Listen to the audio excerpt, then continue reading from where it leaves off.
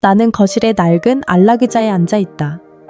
창밖으로는 석양이 커튼 틈새로 희미한 빛을 던지고 있다. 저 커튼, 색이 바래서 끝이 조금 헤어져 있다.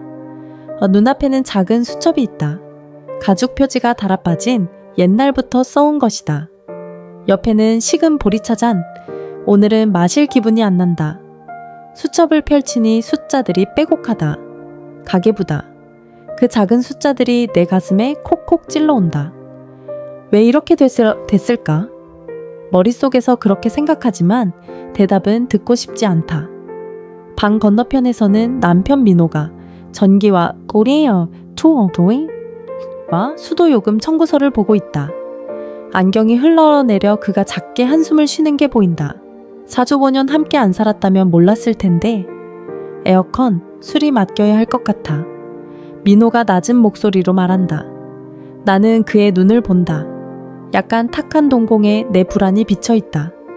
응, 저축 봐볼게. 그렇게 대답했지만 속으로는 안다. 그런 말로는 안심이 안 돼. 우리는 퇴직한 지 5년이다. 민호는 공장에서, 나는 섬유회사에서 일해왔고 연금과 저축이 있으면 평안한 노후를 보낼 수 있을 거라 생각했다. 일 그만두면 매일 차 마시며 여유롭게 지내자.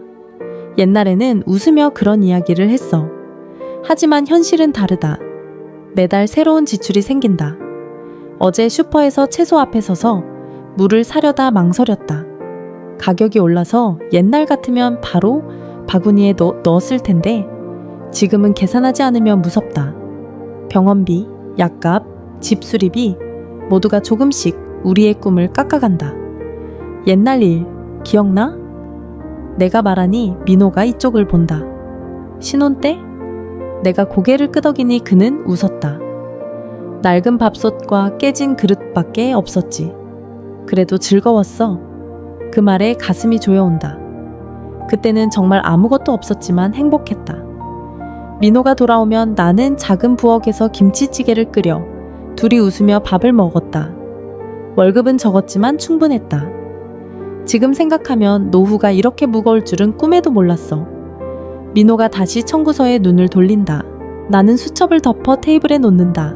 머리에 온갖 게 떠오른다. 병원 대기실의 차가운 공기. 수리업자의 이제 수명이 다 됐네요 라는 말.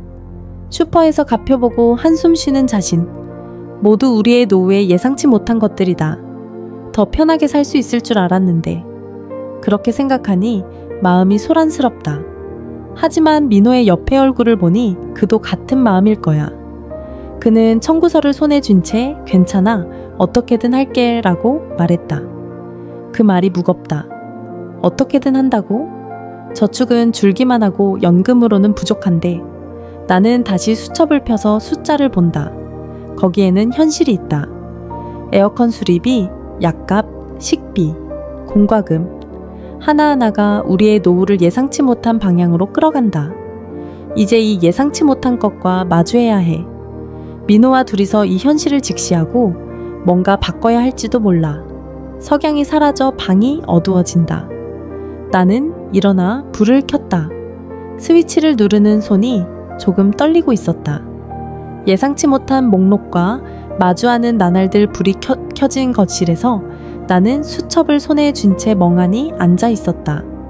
민호가 청구서를 테이블에 놓고 나를 봤다. 또 그 수첩이야. 무슨 일 있어? 나는 조금 웃으며 응, 좀 정리하고 싶을 뿐이야 라고 대답했다.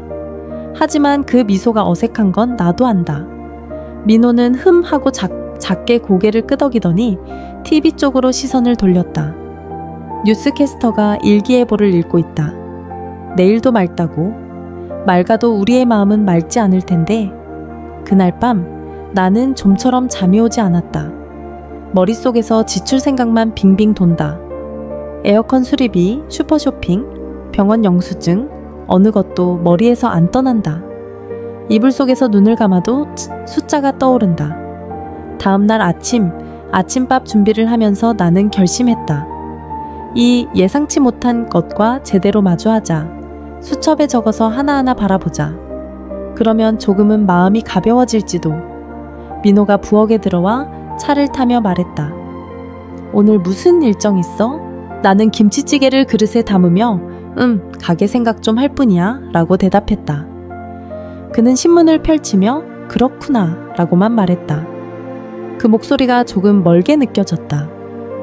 의료비, 노아의 발소리가 들려 처음 수첩에 적은 건 의료비다. 나도 민호도 조기응 시험사를 넘기면서 몸에 불편이 늘었다. 나는 무릎이 아파서 계단 오를 때마다 난간을 잡는다. 민호는 눈이 나빠져서 밤에 신문을 보는 게 힘들다고 해. 지난주 둘이 병원에 갔다. 나는 무릎 진통제를 받고 민호는 안약을 처방받았다. 진료비와 약값으로 지갑에서 10,000원짜리가 여러 장 사라졌다. 대기실에서 영수증을 보며 나는 중얼거렸다. 이렇게 많이 들 줄이야. 민호가 옆에서 어쩔 수 없지 나이 들었으니까 라고 웃었다. 하지만 그 미소가 조금 쓸쓸해 보였다. 옛날에는 감기 정도로만 병원에 갔다. 1년에 한두 번 열나서 누워 있는 정도였다. 그런데 지금은 매달처럼 다녀. 약국에서 약 봉투를 받으면 약사가 또 조심하세요 라고 해. 친절한 말인데 나에게는 무겁게 들려. 또 올 테니까, 몸이 그렇게 만들 테니까. 집에 돌아와 수첩에 그 금액을 적었다. 숫자를 볼 때마다 한숨이 나온다. 늙는다는 게 이렇게 돈이 들 줄이야. 내가 말하니 민호가 하지만 건강하면 좋지 라고 대답했다. 그렇네, 건강하면. 하지만 그 건강을 유지하기 위해 우리의 저축이 눈에 띄게 줄어든다. 지난달 민호가 갑자기 가슴이 답답하다고 했다. 한밤중이라 서둘러 구급차를 불렀다. 결국 큰일은 아니었지만 검사비와 하룻밤 입원비로 또 큰 지출이 됐다. 병원 침대에서 민호가 걱정 끼쳐서 미안해 라고 했다. 나는 괜찮아, 건강하면 돼 라고 대답했지만 속으로는 무서웠다. 만약 더 큰 병이었다면 저축이 없어지면 어떻게 해? 수첩에 그 금액을 적으며 나는 생각했다. 의료비라는 건 노아의 발소리 자체구나. 집수리, 추억과 현실 사이에서 다음에 적은 건 집수리비다. 이 집, 결혼한 후로 계속 살아. 40년 넘어서 벽도 바닥도 상처투성이야. 작년에는 지붕이사에서 비 오는 날 부엌에 양동이를 놓았어. 민호가 추억이네, 신혼 때도 이랬지 라고 웃었지만 나에게는 웃을 수 없었다. 올해는 보일러가 고장나서 목욕하는 것도 고생이었다. 수리업자가 와서 견적을 내줬다. 이제 수명이 다 됐네요. 새 걸로 바꾸면 이 정도 들어요. 그 금액을 보고 나는 말문이 막혔다. 민호가 어쩔 수 없지, 수리해야지 라고 했지만 그 어쩔 수 없지가 나에게는 너무 무거웠다. 지난달 에어컨이 안 켜졌다. 아직 여름 더위가 남은 날이라 땀 흘리며 선풍기를 틀었어. 민호가 참자라고 했지만 나는 싫었다. 이런 나이에 참고 싶지 않아. 결국 수리 맡겼지만 또 돈이 날아갔다. 수리업자가 돌아간 후 나는 거실 벽을 봤다. 옛날에 아이들이 낙서한 흔적이 아직 남아있어. 이 집에는 추억이 가득해. 하지만 그 추억을 유지하는데 이렇게 돈이 들 줄이야. 민호에게 물어봤다. 이 집 팔아야 할까? 그는 조금 생각하더니 아직 괜찮아. 추억도 있으니까 라고 했다. 하지만 그 목소리에 힘이 없는 것 같았다. 수리비를 적으며 나는 생각한다. 이 집은 우리의 역사지만 현실적으로 짐이 돼가고 있어. 새 집으로 이사할 돈은 없어. 하지만 이대로 사는 것도 힘들다. 어떻게 해야 할까? 민호가 밤에 TV 보며 말했다. 이 집 아이들에게 물려주고 싶네. 그 말에 나는 아무 말도 못했다.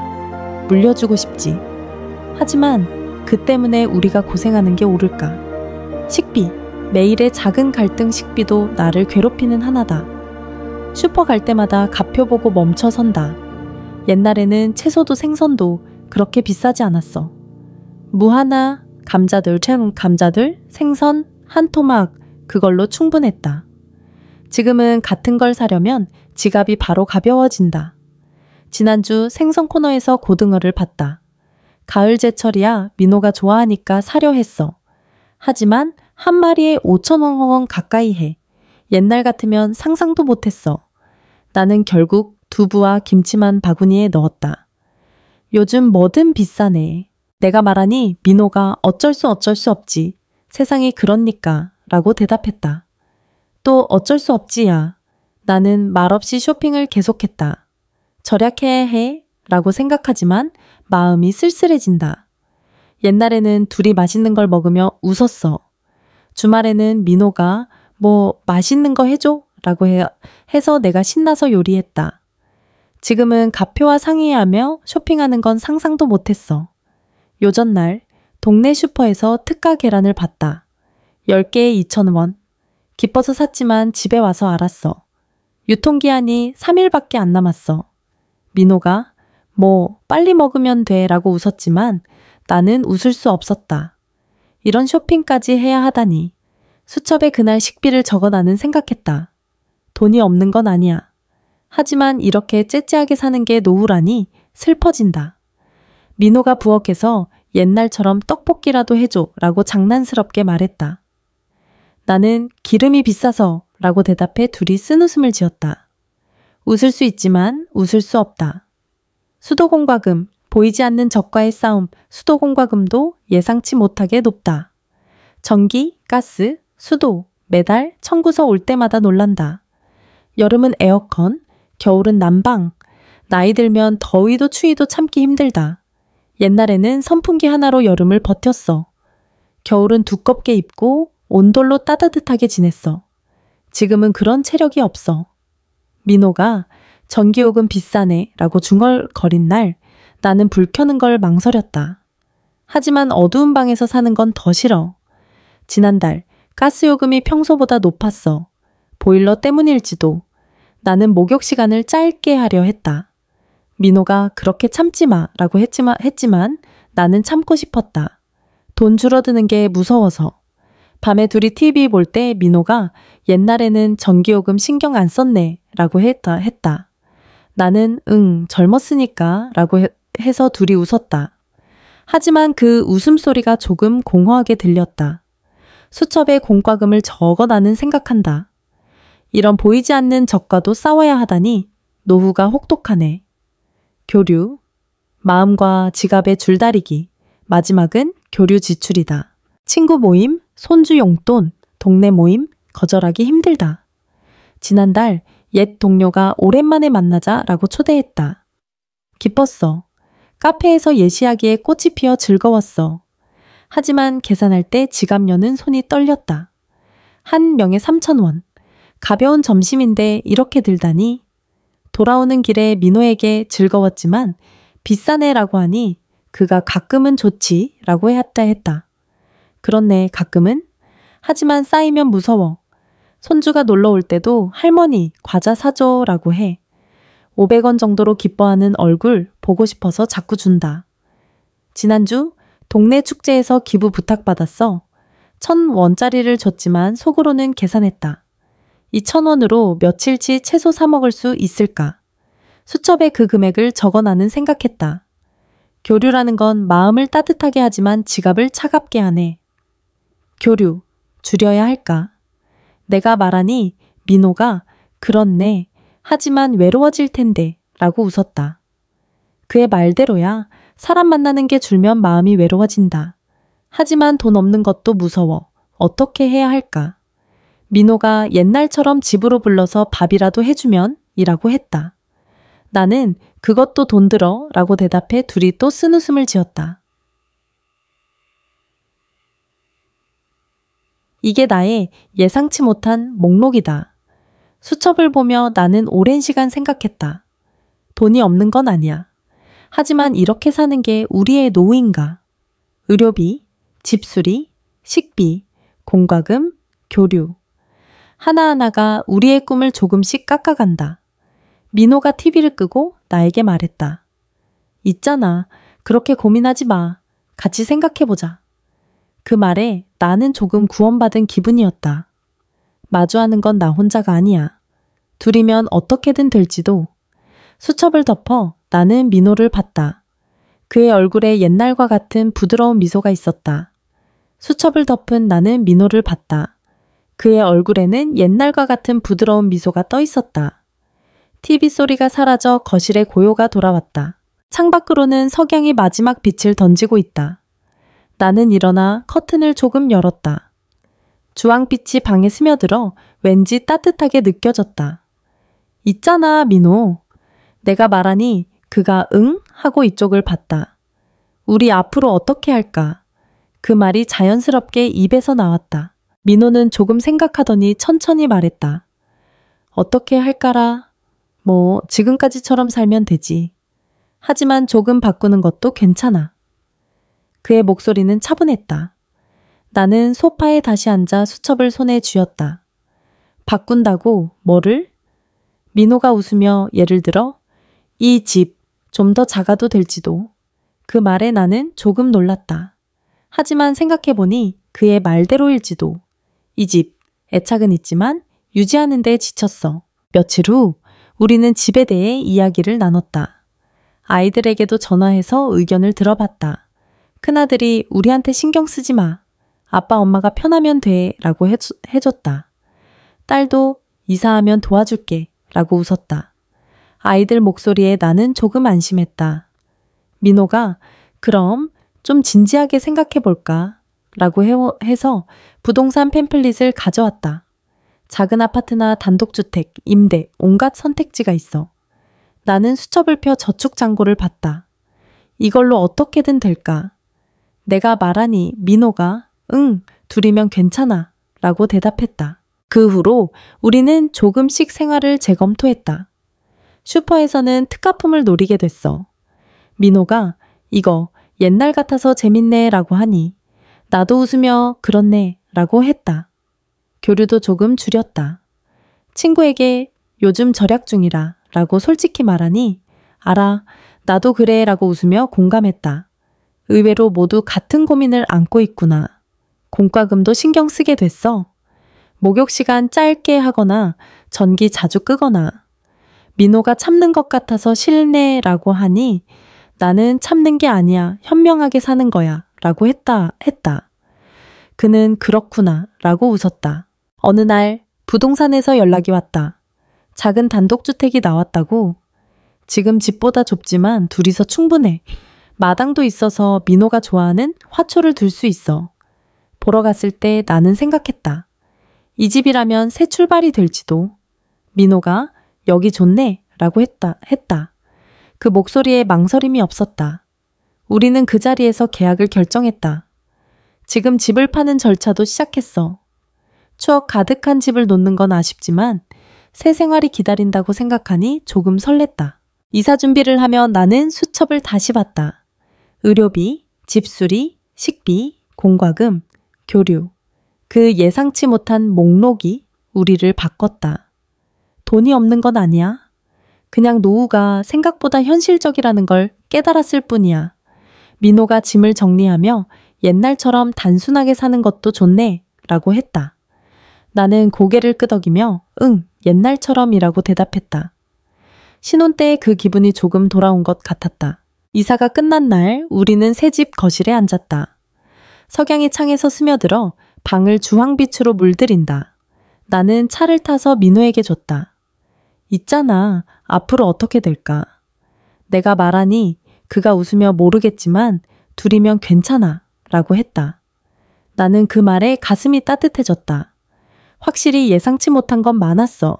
꿈꾸던 노후와 달랐어. 하지만 이 작은 집에서 민호와 함께 산다면 그걸로 충분해. 수첩을 선반에 넣고 나는 창밖을 봤다. 석양이 져서 하늘이 조금씩 어두워진다. 하지만 그 어둠 속에 작은 빛이 보이는 것 같았다. 우리의 노후, 아직 끝난 게 아니야. 앞으로도 둘이면 어떻게든 될 거야. 나는 민호의 손을 잡았다. 그의 손은 옛날보다 주름이 늘었지만 따뜻함은 변함없다. 고마워, 민호. 내가 말하니 그가 뭐야 갑자기라고 웃었다. 나는 웃으며 아무것도 아니야 그냥 이라고 했다. 석양이 완전히 사라져 밤이 왔다. 하지만 내 마음은 처음으로 평온했다.